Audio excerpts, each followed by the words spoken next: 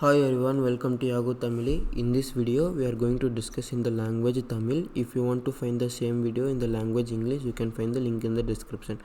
Hi all, இன்றைக்கி நம்ம என்ன பார்க்க போகிறோம்னா அசூரில் ப்ரொவைட் பண்ணுற அவைலபிலிட்டி செட்டுங்கிற ஒரு ஆப்ஷன் பற்றி தான் பார்க்க போகிறோம். இந்த வீடியோ பார்க்குறதுக்கு முன்னாடி என்னோடய அசூர் ஃபண்டமெண்டல் பிளேலிஸ்ட் நீங்கள் வீடியோ எல்லாமே சீக்வன்ஸாக பார்க்கணும்னா அதை வந்து நான் ஒரு ப்ளேலிஸ்ட்டில் எல்லா வீடியோ சீக்வன்ஸாக போட்டு வச்சுருக்கேன். அந்த ப்ளேலிஸ்ட்டோட லிங்க் வந்து நான் டிஸ்கிரிப்ஷனில் கொடுத்துருக்கேன். அந்த டிஸ்கிரிப்ஷன் லிங்க்கை செக் பண்ணுங்கள். ஓகே, இப்போ நம்ம வீடியோக்குள்ளே போகலாம். இப்போ அவைலபிலிட்டி செட்னா ஒன்றுமே இல்லை, இது வந்து அசூர் ப்ரொவைட் பண்ணுற ஒன் ஆஃப் த ஆப்ஷன். இதை வச்சு நம்ம என்ன பண்ணலாம்னா நம்மளோட சர்வீஸை அவைலபிளாக வச்சுக்கலாம். எங்கன்னா டேட்டா சென்டர் லெவலில் அவைலபிளாக வச்சுக்கலாம். அதான் இந்த பாயிண்டில் சொல்லியிருக்காங்க. இந்த பாயிண்ட் புரிஞ்சிச்சுன்னா ஆல்மோஸ்ட் அவைலபிலிட்டி செட் வந்து உங்களுக்கு புரிஞ்ச மாதிரி தான். இப்போ பாருங்கள், it help us to make our service available inside the same data centre. இப்போ எக்ஸாம்பிளுக்கு நம்ம சர்வீஸை அவைலபிளாக வச்சுக்கோன்னு சொல்லுது. இப்போ தான் எக்ஸாம்பிளுக்கு நம்ம ஒரு வெப்சைட் வந்து அசூரில் வந்து ஹோஸ்ட் பண்ணியிருக்கோம். ஓகேவா, இப்போ வந்து inside the same data centre. இது வந்து சேம் டேட்டா சென்டரில் தான் during plant and unplanned maintenance. இது வந்து இந்த நம்ம சர்வீஸை அவைலபிளாக வச்சுக்கிறதுக்கு யூஸ் ஆகுது. எப்போனா இந்த ரெண்டு ப்ராப்ளம் வரும்போது பிளான்ட் அண்ட் அன்பிளான்டு மெயின்டெனன்ஸுங்கிற என்ன பண்ணணும்னா நம்ம சர்வீஸை வந்து டவுன் ஆக்கிவிடும். இப்போ இந்த ரெண்டு ப்ராப்ளம்லேருந்து அவைலபிளாக வச்சுக்கிறதுக்கு தான் இந்த அவைலபிலிட்டி செட் யூஸ் ஆகுது. இப்போ இதில் இன்னொன்று சொல்லியிருக்காங்க பாருங்கள், இது வந்து சேம் டேட்டா சென்டர் லெவல் தான். இது சிங்கிள் டேட்டா சென்டர் லெவலில் தான் நம்ம வந்து அவைலபிலிட்டி செட்டை யூஸ் பண்ணி நம்மளோட சர்வீஸை அவைலபிளாக வச்சுக்க முடியும். எப்போனா இந்த ரெண்டு ப்ராப்ளம் அக்கர் ஆகும்போது. இது வந்து மல்டிபிள் டேட்டா சென்டரில் யூஸ் ஆகுது. இப்போ example data centre 1 data centre 2ன்னு ரெண்டு டேட்டா சென்டர் இருக்குன்னு வச்சுக்கோங்க. இப்போ நம்ம இந்த வெப்சைட் வந்து நம்ம இங்கே ஹோஸ்ட் பண்ணியிருந்தோம்னா இப்போ இந்த டேட்டா சென்டரில் இந்த ரெண்டு ப்ராப்ளம் அக்கர் ஆகும்போது நம்ம எப்படி ப்ரொடக்ட் பண்ணோம் அப்படிங்கிறது தான் இந்த அவைலபிலிட்டி செட் வந்து யூஸ் ஆகுது.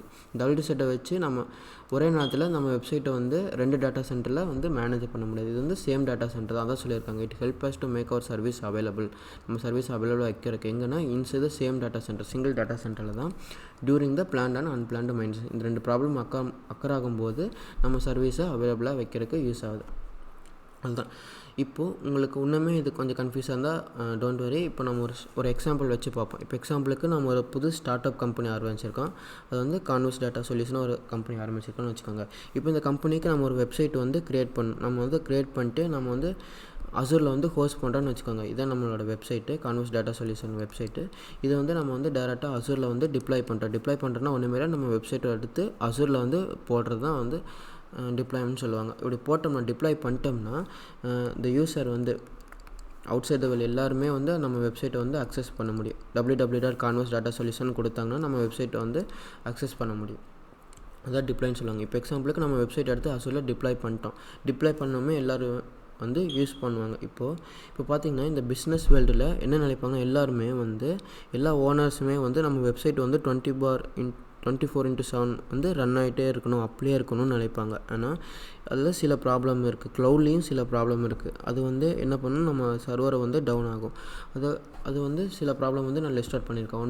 ஒன்று வந்து பிளான்டு மெயின்டெனன்ஸ், ரெண்டாவது பார்த்திங்கன்னா அன்பிளான்டு மெயின்டெனன்ஸ், தேர்ட் ஒன் பார்த்திங்கன்னா டேட்டா சென்டர் லெவல் ஃபெயிலியர்.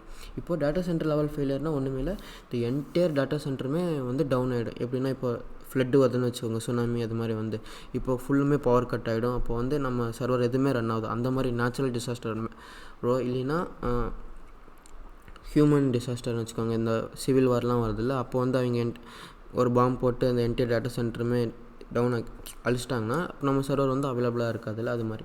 இப்போது அவைலபிலிட்டி செட் வந்து இந்த டேட்டா சென்டர் லெவல் ஃபெயிலியர்லேருந்து நம்ம சர்வர் வந்து காப்பாற்ற முடியாது.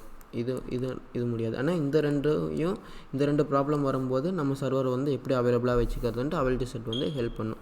இப்போது இந்த வீடியோவில் நம்ம என்ன பார்க்கலான்னா, ஃபஸ்ட்டு நம்ம பிளான்ட் அண்ட் அன்பிளான்டு மெயின்டெனன்ஸ்னால் அது என்ன ப்ராப்ளம்னு அண்டர்ஸ்டாண்ட் பண்ணிக்கலாம்.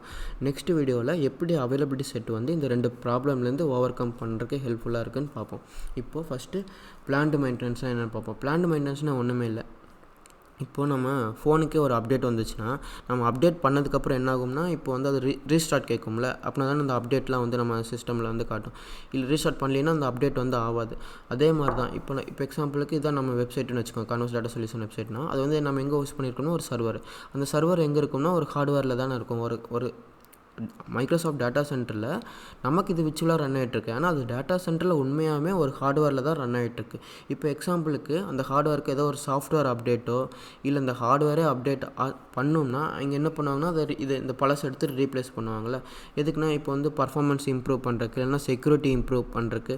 ஏன்னா இப்போ ஆல்ரெடி ஹேக்கர்ஸ்லாம் வந்து அப்டேட் ஆகிட்டே வராங்க. அதுக்கு தகுந்தாப்பில் க்ளவுடும் வந்து அவங்களோட சாஃப்ட்வேர் வந்து அப்டேட் பண்ணிகிட்டே இருப்பாங்க. அதுக்காக அவங்க சில டைம் வந்து சாஃப்ட்வேர் அப்டேட் பண்ணுவாங்க. இப்போது இல்லைன்னா இப்போ மார்க்கெட்லேயே புது ஹார்ட்வேர் வந்துருக்குன்னா அதோட பர்ஃபார்மன்ஸ் அதிகமாக இருக்குன்னா அவங்க வந்து என்ன பண்ணுவாங்கன்னா என்டையர் டேட்டா சென்டரில் இருக்கிற ஹார்ட்வேர் எல்லாத்தையுமே ரீப்ளேஸ் பண்ணுவாங்க. அந்த மாதிரி டைமில் ரீப்ளேஸ் பண்ணும்போது என்ன ஆகும்னா அது டவுன் டைம் ஆகும்ல. இப்போ எக்ஸாம்பிளுக்கு ஒரு சாஃப்ட்வேரை அப்டேட் பண்ணுறாங்கன்னு வச்சுக்கோங்க. இந்த ஹார்ட்வேருக்கு ஒரு சாஃப்ட்வேர் அப்டேட் பண்ணுறாங்கன்னா அது அப்டேட் பண்ணோன்னையும் அது ரீஸ்டார்ட் ஆகும்ல. இப்போது மோஸ்ட் ஆஃப் த டைம் வந்து Azure என்ன பண்ணுவாங்கன்னா அது அப்டேட் பண்ணி அது ரீஸ்டார்ட்டே ஆகாது.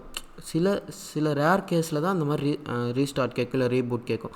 அந்த மாதிரி டைமில் ரீபூட் பண்ணாங்கன்னா என்ன ஆகும்னா நம்ம சர்வர் வந்து டவுன் ஆகிடும்ல. இது டவுன் ஆகிடுச்சுன்னா இப்போ இந்த யூசர்ஸ்லாம் வந்து அக்சஸ் பண்ணால் நம்ம சர்வர் வந்து காட்டாது. இது வந்து one of the first problem.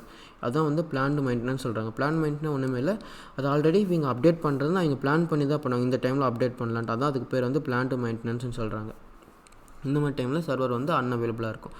அது செகண்ட் ப்ராப்ளம் வந்து அன்பிளான்டு மெயின்டெனன்ஸாக இந்த ப்ராப்ளம் எப்போ நடக்குதுன்னே தெரியாது. அது வந்து எக்ஸாம்பிளுக்கு இப்போ பார்த்திங்கன்னா இதை நம்ம வெப்சைட்டு அது வந்து ஒரு ஹார்ட்வேரில் ரன் ஆகிட்டுருக்கு. அந்த ஹார்ட்வேர் வந்து எப்போவுமே ரன் ஆகிட்டுருக்கணும். அதுக்கு என்ன வேணும்னா நெட்வொர்க் கனெக்ஷன் வேணும், அடுத்து பவர் கனெக்ஷன், அப்புறம் நெட்வொர்க் ஸ்விட்ச்சு, கூலிங் எல்லாமே இருந்தால் தான் நம்ம சர்வர் வந்து எப்போவுமே அவைலபிளாக இருக்கும். சர்வர் அவைலபிளாக இருந்தால் தான் நம்ம வெப்சைட் வந்து அதில் ரன் ஆக முடியும். இப்போது இதில் ஏதாச்சும் ஒன்று ப்ராப்ளம் ஆச்சுன்னா இப்போ இந்த நெட்வொர்க் கேபிள் வந்து டிஸ்கனெக்ட் ஆகிடுச்சுன்னு வச்சுக்கோங்க, கட் ஆகிடுச்சுன்னு வச்சுக்கோங்க. அப்போ நெட்வொர்க் வராது. அப்போ நம்ம சர்வர் வந்து அவைலபிளாக இருக்காது.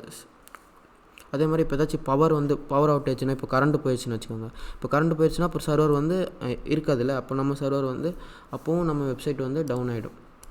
அப்போவும் இந்த யூசர்னால் அக்சஸ் பண்ண முடியாது. இதுதான் ரெண்டாவது ப்ராப்ளம்.